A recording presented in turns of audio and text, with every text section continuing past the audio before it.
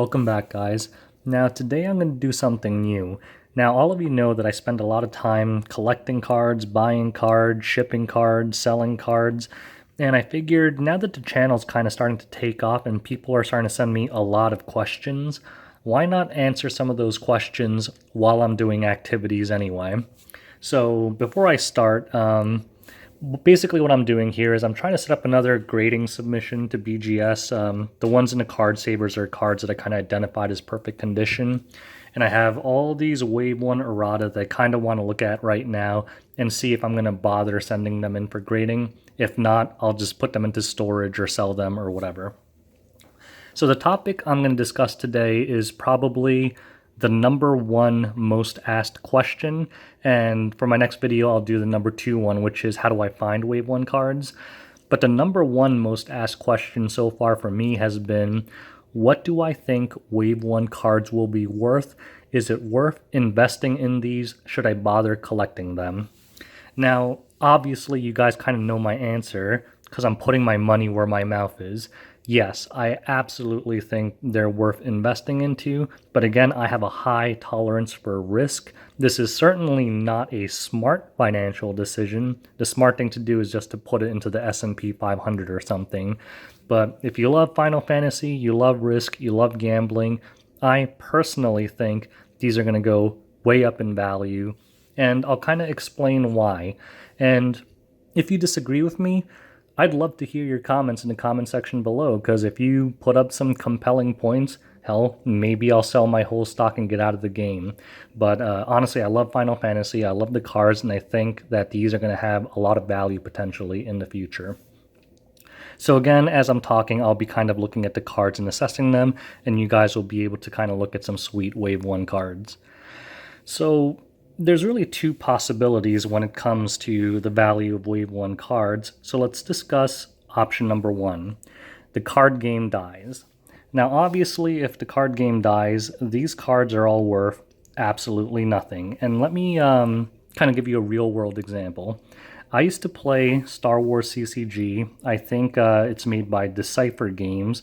They lost their license to Star Wars and kind of went out of business, and now there's like a new distributor for it under a new name. In that case, the most expensive card, which used to be Darth Vader, the first edition one, you can pick it up on eBay now for like $30. So in the worst case scenario, the most expensive Final Fantasy TCG card, probably the Cloud A001 or the Squall, will probably settle around $30, and you'll probably have a hard time finding a buyer even at that price point. Because the reality is, when a card game dies, no one wants the cards, and there's so many people unloading their collections that you could probably buy a full set for pennies on the dollar. So that's option number one, and I don't think we need to discuss that further because obviously I don't think that's going to happen. But again, it's a very real possibility, so I'm not going to discount it entirely. So for those of you who think that that's the most likely scenario, obviously don't buy Wave 1 cards. Now, scenario two is that Final Fantasy TCG continues to grow at an organic rate in popularity, which I think is a lot more likely than the possibility of it skyrocketing in popularity. I don't think that's very likely either, because by now, most people have heard of the card game, but still not all. I still think that Square Enix has a lot of room to kind of market this to the Final Fantasy crowd. I think TCG players know about this card game already, but Final Fantasy fans don't necessarily do. I know a lot of Final Fantasy fans, and when I tell them I'm collecting the card game, they're like, huh? Doesn't that only exist in Japan? I'm like, nah, dude, it's been here for like 2 years. And then suddenly they want to collect it. And I think as those people come into the card game, you're going to start seeing the value of the cards start to rise exponentially. So one thing I want to talk about is why I'm investing in these. It's because I wish I was able to invest in Magic the Gathering's Alpha set. You know, everyone always says the Black Lotus, like, oh, I wish I could have bought all the Black Lotuses in 1995. But I'm seeing a lot of parallels with Final Fantasy Wave 1 and Magic the Gathering Alpha set. In Magic the Gathering, even in the beginning, people seem to think that Alpha cards are so easy to get back then. Even like 2 years after release, they were actually pretty rare already with like the beta reprints and the unlimited runs. And the thing is, Wave 1 Final Fantasy TCG was released, I think, December of 2016 or 20. I think it's 2016. My memory is failing me here. But the thing is, it's only 2 years old, and they're already virtually impossible to find. You are not going to find these cards at a vendor anywhere. The only guy I know still selling them with like an online store is the store Card Cavern. If you guys want Wave 1 cards, they might have a few still in stock. I don't think they have any errata left, but you might be able to pick up some commons and a handful of legends he has left. So go ahead and clean them out because eventually someone's going to. But other than that, you will never find these from a vendor online. Pretty much you have to deal with stores and calling them and talking to them, or individual players who happen to buy one box of Opus I when it came out, and they may have a handful of these. These cards are really hard to get already. And the thing is, if more people come into the game, the supply of these cards is here.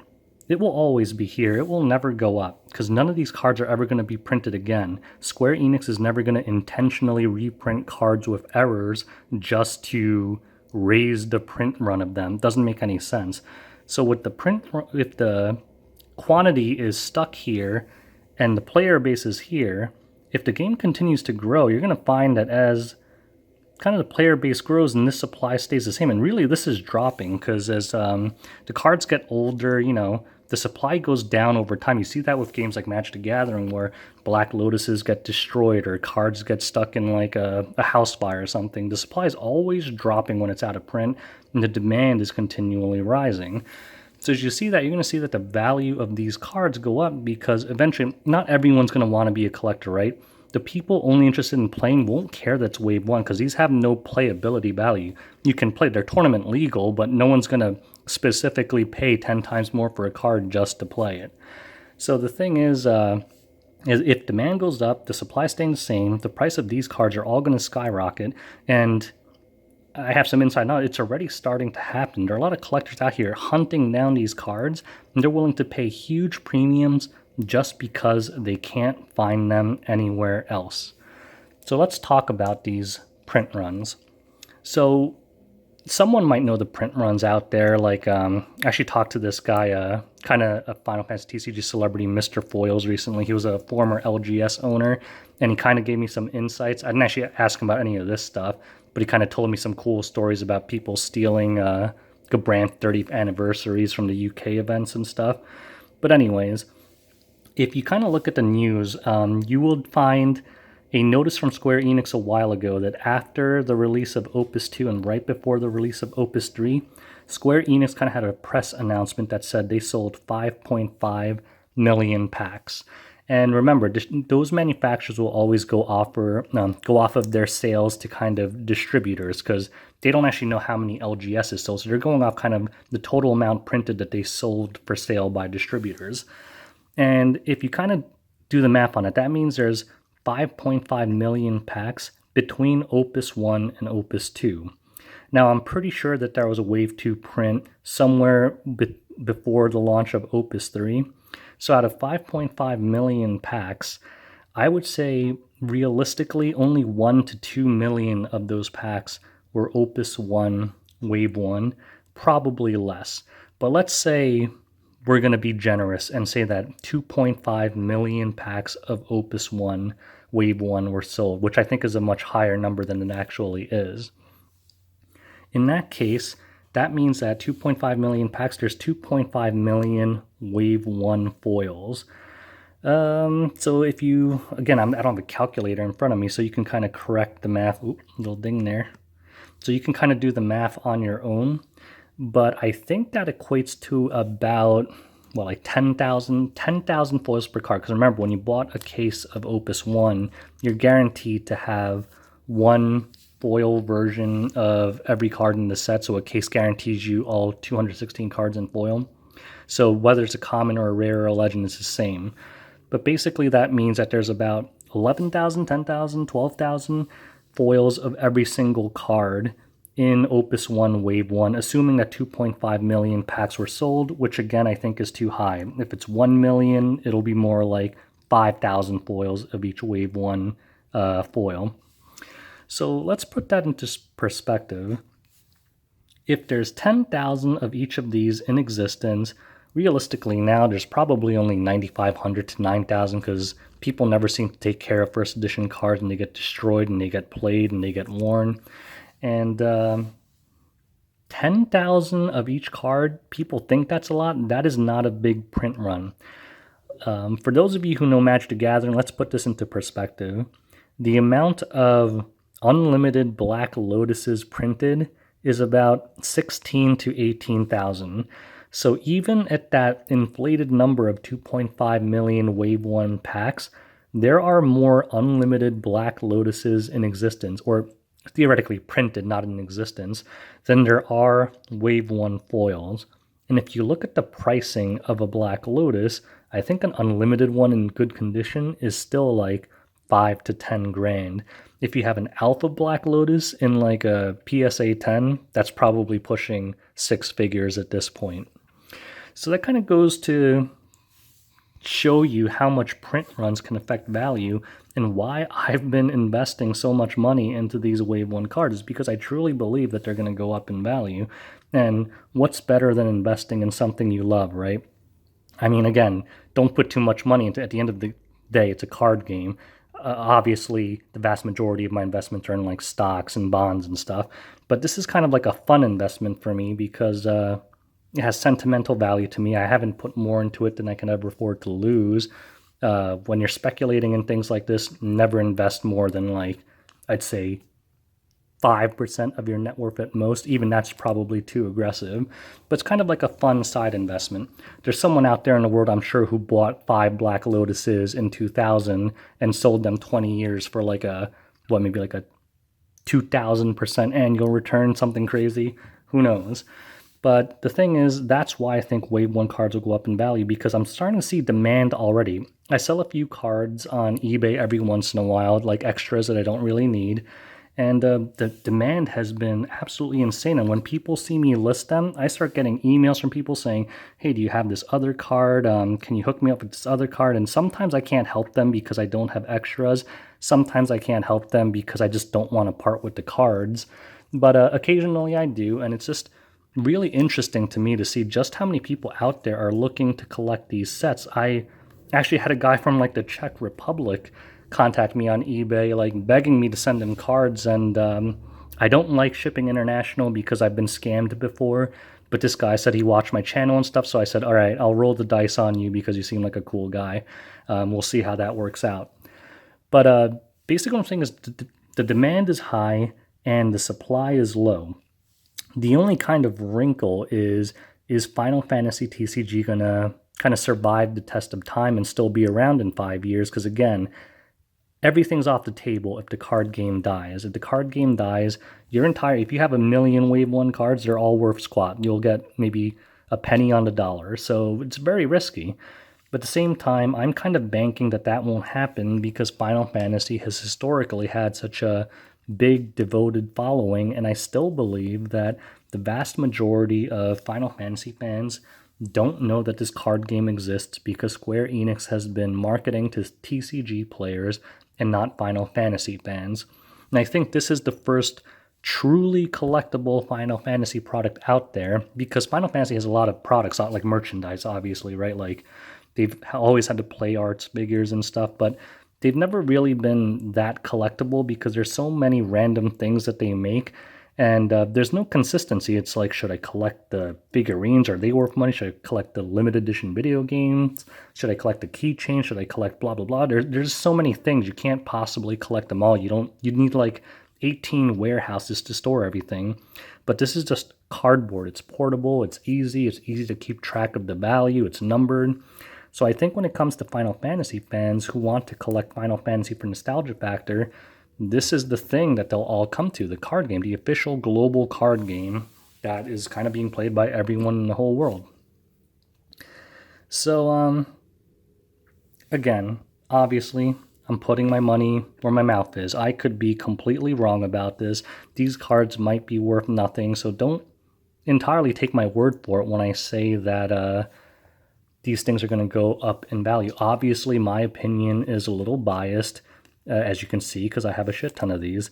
But again, I'm just basically trying to say that clearly this is something I believe. Whether I'm right or wrong, I have a strong feeling that these are going to go up in value because everything lines up. Like the print run is small, the demand is high, the game seems to be growing, albeit slowly. Because what people don't seem to understand is some people say they think this card game is dying because they go to the LGS and they don't see a lot of people playing. But the thing is, they're comparing it to Magic the Gathering, and to me, that's not the best comparison. The better comparison is to compare it to something like Pokemon. The vast majority of people who own Pokemon cards have no idea how to play Pokemon. For the record, from what I remember, I only played it once when I was in like middle school, and I already played Magic the Gathering. At the time, I don't know if the game changed, but God, that game sucked compared to Magic the Gathering. But anyways, Pokemon, I think, might even have more cards sold than Magic the Gathering, and no one even knows how to play the damn thing.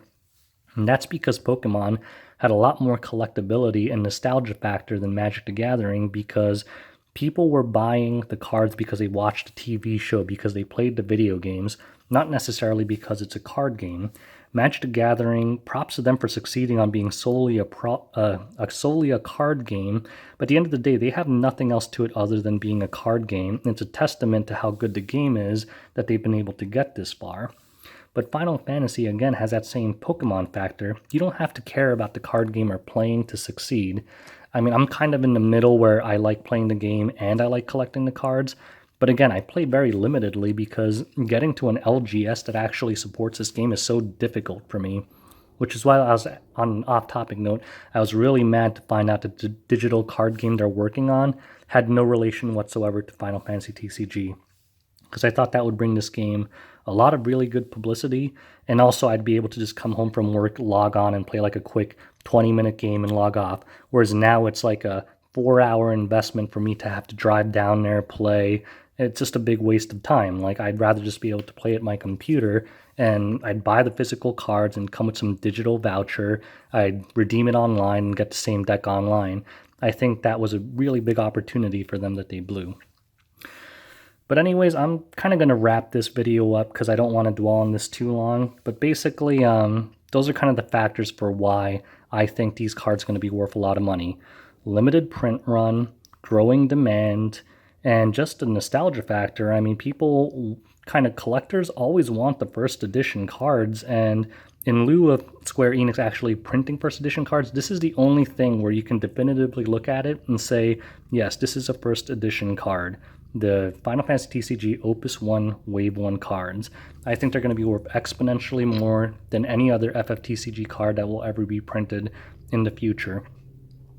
And to kind of just put numbers to it, because people always say, give me a number, even though I can't actually give you any even close, reasonably accurate assessments, just because people keep asking me for numbers, I'm going to say for non-graded, near mint condition cards, all the Wave 1 errata foil will be pushing $50 to $100 by the end of this year. The Squalls will probably be $250 to $400. The Ramses will probably be like $100 to $300. And the Cloud A001s will probably be $200 to $250. For the record, if you look at eBay, graded Cloud A001s are already pushing $500. All those prices that I gave you, if you get the card graded and it's a BGS 9.5 or better, multiply whatever value I said by 4 or 5. If you get a black label, multiply it by 10. So again, this is kind of fun because we can come back to this video next year and you guys can say, hey, FFTCG Authority, you're a moron, you were completely wrong, your cards are worth 5 cents, ha ha ha. Then, I deserve it and I'll laugh it off and say, hey, you were right, I'm a dumbass. But if I was right, then maybe it'll kind of give more credence to my predictions in the future. Anyways, I'm going to do the rest of this on my own because I don't want to talk about this topic too much. But I'll do another one in a few days that kind of covers how to actually find Wave 1 cards, because that's probably the other question people have been asking me. You have a lot of Wave 1 cards. How do I build a collection like you did? But we'll discuss that next time. So thanks for watching and have a great day, guys.